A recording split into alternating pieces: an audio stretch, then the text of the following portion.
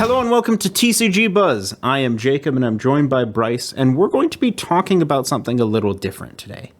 Particularly, Bryce has brought something in to show us and tell about. It's a show and tell episode. You have a hobby of commissioning altered cards for Magic the Gathering.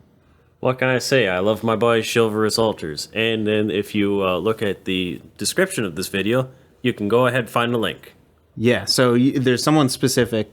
I'm not going to try and pronounce that name. Just throwing that out there. I'm sorry. Here, let me get my phone because it's actually really hard to pronounce. Chanthasina, right? I don't know. Link in the description. And make sure you follow Peter. Also, and give him a like. If you don't own the cards yet that you want to get altered, you can use our link to our TCG Player affiliate code to buy them. So it's a 1-2 punch there. Yeah. You're going to take us through a couple of your altered cards, right? Yeah. How many did you bring in for us? I just brought in only 5 today. You know, small amount. Only 5. And you've got a ton more. I've seen tons of them, and I really like them. And I find them really interesting. They're creative, they're interesting, and they're very eye-catching. I always try to go for the full flavor. Yeah. So, what are we starting with? Well, we're going to start with, actually, the first deck I kind of fell in love with, which is Rookthar. So that's a Gruul deck with a lot of pain. That's a lot of damage! This the deck.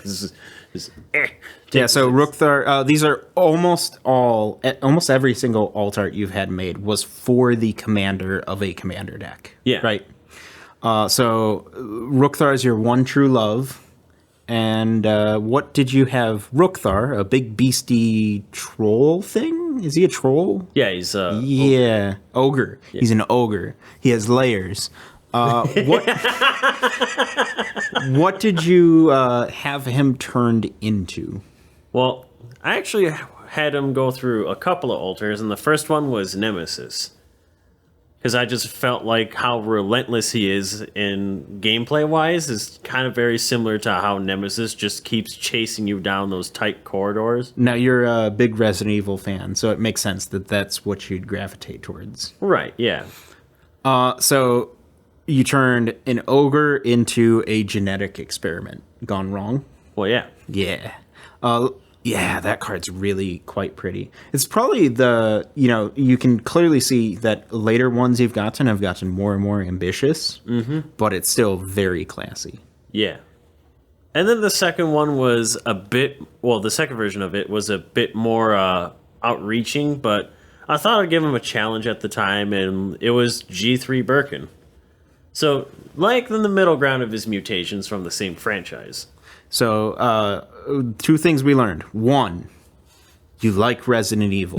Just drive it home. 2, you're a sadist. But did you take the 6, though? Which of the 2 do you find you use more? I actually been busting out the Birkin one a little bit more, but I've used the crap out of the Nemesis one beforehand. Wonderful. It's just so good. All right, so we're going to move on to our next one. And what is the card underneath? All right, so the next one is Heliod the Sun-Crowned. So that one I had turned into Chakravartin from Azura's Wrath. I don't know if you ever played it. Good game. Best game. Very punchy. Yeah, yeah. The original One Punch Man. I mean, you're kind of not wrong. It's very much got some like JoJo vibes to it. Oh yeah, yeah. So does that make this video a JoJo reference? Everything is. Heliod. How does Heliod play? Do you know what the last one did? Yeah. Well, think of that, but in reverse. So instead of them taking a lot of damage, I'm just unkillable, and here's a giant bird. Bird. Who's taking a lot of steroids. So Heliod got turned into that. Yeah. What do you think of this one art-wise? Art-wise, you can definitely tell that he tried to cram a lot of detail in such a small frame, but there's only so much you can do with a paintbrush, you know? And you definitely feel it on this one. Very nice. Any last comments on it? I do plan on getting another Heliod altered in the future by my mans, but it'll probably be a like Space Ganon or something. Fun. That's my nickname for him. It's not actually Space Ganon, but we'll just call it Space Ganon. It's more fun that way, so you can guess what it is. All right, so this next card is for what deck? It's for Mono Brown, and your turn is my turn now. Yeah, so you steal your opponent's turns. Yeah, they get another one. It's not great, but they get another The one. number of times you have taken over my turn and just made me want to yeet out of the game. Is this what it felt like to play Seasons Past in Standard? It's awful. I hate it. It hurts so much when you take over my turn and you're like, yeah, hey, that's a demonic tutor in your hand. We're going to tutor out a basic forest. Or whenever an opponent has a Necropotence on board, and you're like, we're going to activate your Necropotence and pay all of your life to draw that many cards, and you're dead. Because I can't literally make them scoop. I have to force them to die. It's a very fun, clever deck that does sometimes take a little while to get rolling. Yeah. But your commander is Emrakul, right? The Promised Land, Baby Mama. Big spaghetti monster. Yeah. If you don't know, big spaghetti monster. And what did you do to this big mama spaghetti monster Cthulhu type beast? I like any reasonable man would, is that I looked at Cloud and I said, screw this man in particular, so I got him altered out as Sephiroth. Why Sephiroth? Because for his final form, that's like super flavorful for what he is. Because he's... Oh, because Genoa's like the mom. I just got that. It's just, I just got that. Oh, so you've got Ashura's Wrath, Final Fantasy, Resident Evil, and they all look great. yeah. What are you going to finish us off with today? Honestly, this one, he had the most fun in a long time doing. Well, this is your newest one, isn't it? Yes. And some might say there's two sides to every coin. Yeah, so this is a card out of Kaldheim. What's his name? Turgrid, the god of fright. And it's a double-face card, which gives you double the opportunity for interesting art. I think if you're playing a deck with a double-sided commander, you should definitely get it alt-arted because it's just so cool. It is. So what does the card do? What does the deck do? So basically, it's just Misery Incarnate on schedule as always, but more so on the discarding thing. So I know my groups like to play a lot of fetch lands, so they're just mine now, Gib. You don't get those back. They're mine.